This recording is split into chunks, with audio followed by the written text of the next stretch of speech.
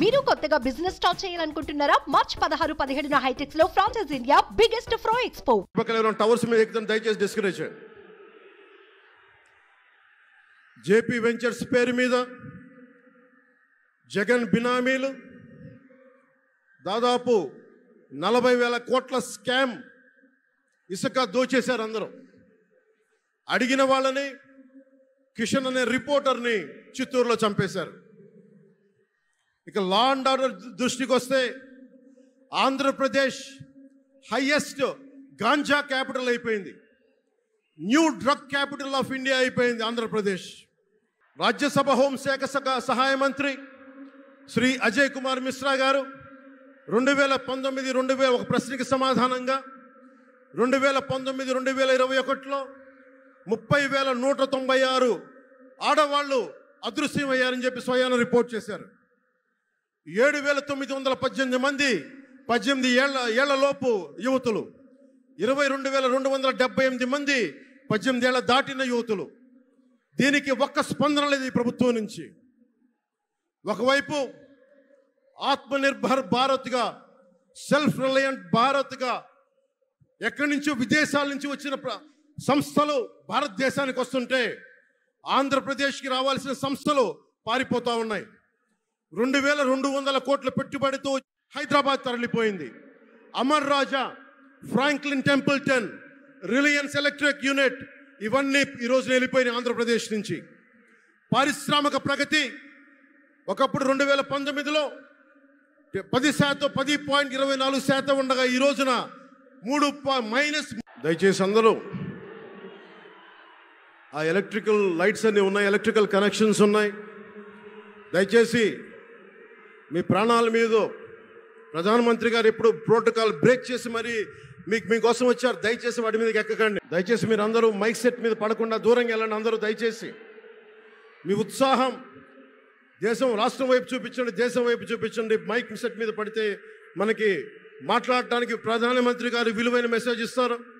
దానికోసం మైక్ మీద పడకుండా, కన్సోల్ మీద పడకుండా దయచేసి అందరూ అక్కడున్న యువకులు అందరూ దయచేసి ఒత్తిడి చేయకుండా వెనక్కి వెళ్ళండి. ఆంధ్రప్రదేశ్ నెగిటివ్ గ్రోత్ పోతా ఉంది. మా మీద తెలుసు, వైజాగ్లో ఇన్సిడెంట్లు కానీ ప్రతిపక్ష నాయకుల మీద ఎలాంటి దాడులు చేశారో, బీజేపీ కార్యకర్తల్ని పొట్టల్లో కత్తులు గుచ్చి పేగులు బయటికి తీశారు వైసీపీ నాయకులు. వైఎస్ వివేకానంద రెడ్డి గారిని మర్డర్ చేయించిన ప్రభుత్వం ఇది. సిబిఎన్ గారిని ఇబ్బంది పెట్టిన ప్రభుత్వం అరెస్ట్ చేసి నన్ను స్వయాన అనేక పర్యాయాలు అడ్డుకున్న ప్రభుత్వం ఇది. ఈ ప్రభుత్వం పోవాలి. ఈ ప్రభుత్వం పోవాలంటే ఒకటే, డబ్బులు పెరిగిపోయిన జగన్కి ఎవరు అడ్డు ఆపు లేరు, నేను ఏదైనా చేయగలను అనుకుంటున్నాడు.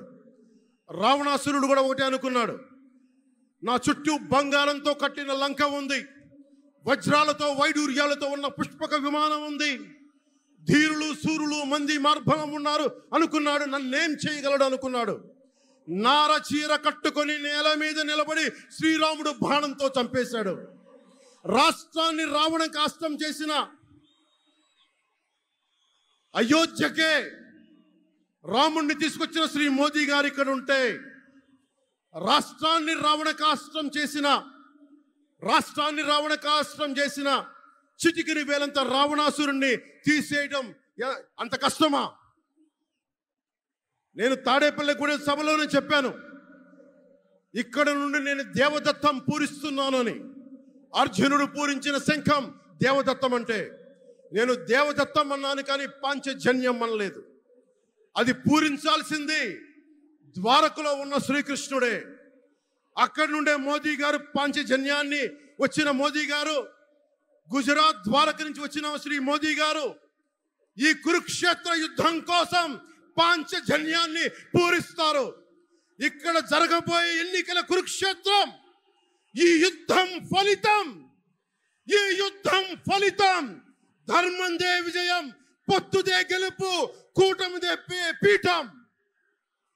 ధర్మందే విజయం, పొత్తుదే గెలుపు, కూటమిదే పీఠం. జై హింద్.